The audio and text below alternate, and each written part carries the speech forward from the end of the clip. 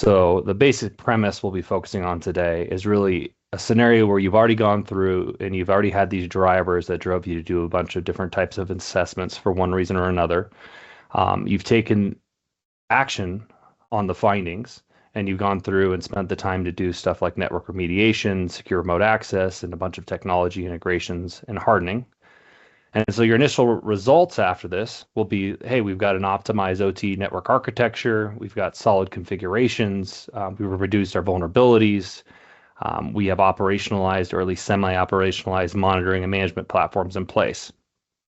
The problem is that over time, new vulnerabilities are coming out every day. The technology starts to drift for one reason or another. And as a result, your risk starts going up and your attack surface and likelihood of events start increasing. So common problems that lead to this tend to be around the people and processes side. Is you'll get new technology that you drop in there to solve a problem or add new controls, and the staff already has time constraints. They don't have enough time to learn the platform, to operate it properly. They don't know what they're supposed to be necessarily doing with it. And usually they're focused more on keeping the facilities up and running and uptime. So they have competing priorities.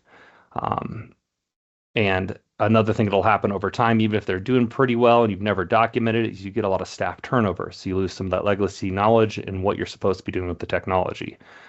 So how we would approach that is focus on the appropriate staffing, determine what operational activities you need to do to maintain your environment and to keep your cybersecurity profile and the time required to execute the tasks, and ensure you have the appropriate skill sets or staffing in place to handle it. They have enough time to handle it and execute the job functions appropriately, and they have the right skill sets to do so.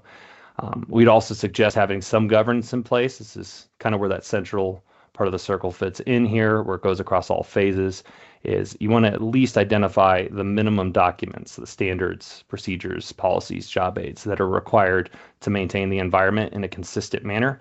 Because even the same person doing the same job over a number of years will tend to drift in what they need to do.